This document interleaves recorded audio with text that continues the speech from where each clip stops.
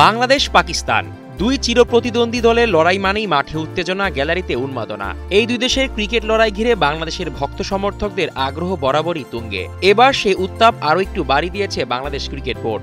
আসন্ন 3 ম্যাচে টি-20 সিরিজে মাঠে বসে খেলা দেখার সুযোগ মিলবে সম্পূর্ণ অনলাইনে টিকিট কিনে।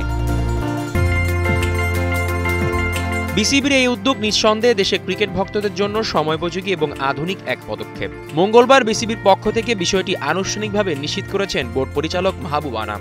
তিনি জানিয়েছেন, আমরা চাই দর্শকদের টিকিট কাটার অভিজ্ঞতাও যেন আন্তর্জাতিক মানের হয়, তাই এবার পুরো টিকিট প্রক্রিয়াটা ডিজিটালে করছি। সিরিজের 3টা ম্যাচই অনুষ্ঠিত হবে মিরপুর শেরেবাংলা জাতীয় ক্রিকেট স্টেডিয়ামে।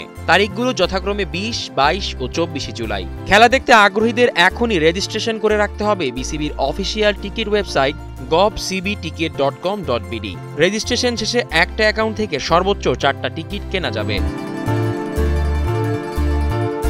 টিকিটের দাম শুরু হবে মাত্র 300 টাকা থেকে, তবে দর্শকদের অবস্থান অনুযায়ী টিকিটের শ্রেণী ও মূল্য পরিবর্তিত হবে। বিসিবির দেওয়া তথ্য মতে প্রিমিয়াম গ্যালারি, গ্র্যান্ডস্ট্যান্ড বা ভিআইপি সিটে বসে খেলা দেখতে চাইলে গুনতে হবে বেশি অর্থ।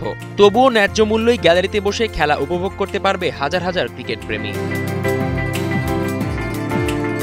তবে যারা অনলাইনে টিকিট কাটতে পারছেন না বা রেজিস্ট্রেশন করতে বিলম্ব করছেন, তাদের হতাশ হওয়ার কিছু নেই। ম্যাচের দিন সকাল থেকে মিরপুর স্টেডিয়ামের সামনের 2টি বুথে সীমিত সংখ্যক অবিক্রিত টিকিট পাওয়া যাবে, ফলে শেষ মুহূর্তেও খেলা দেখার সুযোগ থাকছে।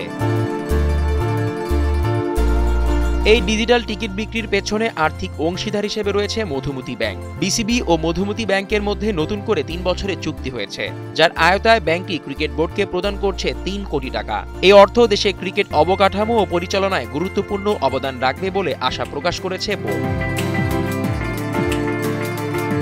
বাংলাদেশ ক্রিকেট বোর্ডের এমন পদক্ষেপ নিঃসন্দেহে দেশের ক্রিকেটকে আন্তর্জাতিক মানে উন্নীত করার পথে আরও এক ধাপ এগিয়ে দিল। একদিকে যেমন টিকিট কাটা সহজ ও ঝামেলাবিহীন হলো, অন্যদিকে স্টেডিয়ামের গ্যালারি আবারও সরব হবে হাজারো কণ্ঠে বাংলাদেশ বাংলাদেশ ধ্বনিতে। জিসান আহমেদ, কালের কণ্ঠ।